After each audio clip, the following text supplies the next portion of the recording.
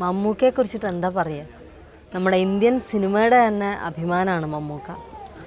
മമ്മൂക്കയൊക്കെ അഭിനയിച്ചുകൊണ്ടിരിക്കുന്ന ഒരു കാലഘട്ടത്തിൽ തന്നെ സിനിമയിൽ തുടക്കം കുറിക്കാനും നായികയായിട്ടൊക്കെ അഭിനയിക്കാനൊക്കെ അവസരം ലഭിച്ചതിന് ഭാഗ്യം ശരിക്കും ഞങ്ങൾക്കാണ്. അതിന് ഈശ്വരനോട് നന്ദി പറയണത് ഞങ്ങളൊക്കെയാണ്. ഞാൻ മമ്മൂക്കയുടെ കൂടെ ആദ്യമായിട്ട് അഭിനയിക്കുന്നതെന്ന് അഴകിരാവണ്ണാണെന്ന് പറയാം. പക്ഷേ ഒരിക്കലും അതിൽ മമ്മൂക്കയുടെ കൂടെ കോമ്പിനേഷൻ സീൻസ് ഒന്നും ഉണ്ടായിരുന്നില്ല. പിന്നെ അത് കഴിഞ്ഞിട്ട് ഭൂതക്കണ്ണാടി, അതിലും കോമ്പിനേഷൻ സീൻസ് ഒന്നുമില്ല. ഞാൻ മമ്മൂക്കയെ കണ്ടിട്ട് പോലുമില്ല അത്രയും സമയങ്ങളിലൊന്നും.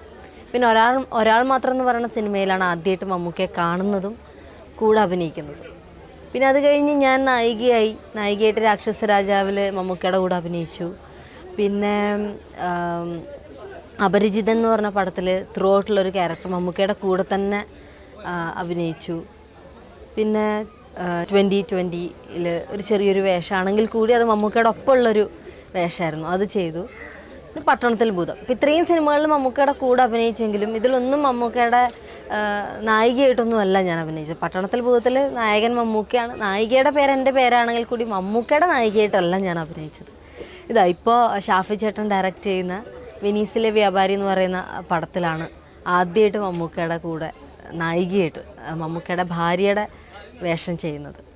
അപ്പോൾ ഇത്രയും വർഷങ്ങൾ കാത്ത് നിൽക്കേണ്ടി വന്നു എനിക്ക് ഇത്രയും നല്ലൊരു വേഷം, മമ്മൂക്കയുടെ ഓപ്പോസിറ്റ് ആയിട്ടുള്ളൊരു ക്യാരക്ടർ കിട്ടുക എന്നുള്ളത്.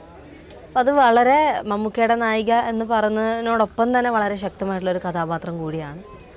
പിന്നെ എന്താ പറയുക, മമ്മൂക്ക എന്നുള്ളൊരു ആർട്ടിസ്റ്റിനെ കുറിച്ചിട്ട് ഞാൻ ഒന്നും പറയേണ്ട ആവശ്യമില്ല. നമ്മൾ കുറേ വർഷങ്ങളായിട്ട് അദ്ദേഹം തെളിയിച്ചുകൊണ്ടിരിക്കുകയാണ്, ഇപ്പോഴും തെളിയിച്ചുകൊണ്ടിരിക്കുകയാണ്. അപ്പം ഞാൻ അത് പറയേണ്ട ആവശ്യമൊന്നുമില്ല.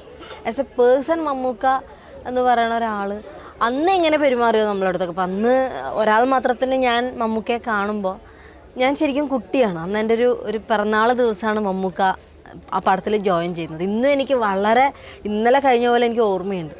അന്ന് മമ്മൂക്ക എങ്ങനെ പെരുമാറിയോ അതുപോലെയാണ് ഇന്നും പെരുമാറുന്നത്. ഇന്നും ഞങ്ങളൊരു വലിപ്പ ചെറുപ്പമൊന്നും അങ്ങനെയൊന്നും മമ്മൂക്ക കാണിച്ചിട്ടേ ഇല്ല. പിന്നെ അഭിനയിക്കുന്ന സമയത്താണെങ്കിൽ കൂടി നമുക്ക് ഡയലോഗ് മോഡുലേഷൻ പറഞ്ഞു തരും, എങ്ങനെ അത് പ്രസൻറ്റ് ചെയ്യുക എന്നുള്ളത് കുറച്ചും കൂടി നന്നാക്കാം, അല്ലെങ്കിൽ നമ്മൾ നന്നായിട്ട് അഭിനയിച്ചാൽ തന്നെ അതിനെ നന്നായിട്ട് എൻകറേജ് ചെയ്യും.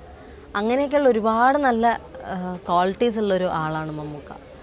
അപ്പോൾ അത് എന്താ പറയുക, ഈ ജനറേഷനിലുള്ള ഞങ്ങളെപ്പോലുള്ള ആൾക്കാർക്ക് ഇതൊക്കെ വലിയ പാഠമാണ്. അവരുടെ കൂടെയൊക്കെ അഭിനയിക്കുമ്പോൾ ക്യാമറയുടെ മുന്നിൽ എങ്ങനെ പെരുമാറണം, ഒരു ആർട്ടിസ്റ്റ് എന്നുള്ള രീതിയിൽ എങ്ങനെ പെരുമാറണം, ഒരു വ്യക്തി എന്നുള്ള രീതിയിൽ എങ്ങനെ പെരുമാറണം എന്നുള്ളതൊക്കെ ഇവരിൽ നിന്നൊക്കെ കണ്ടുപഠിക്കാൻ ശരിക്കും നമുക്കൊക്കെ ഉണ്ട്.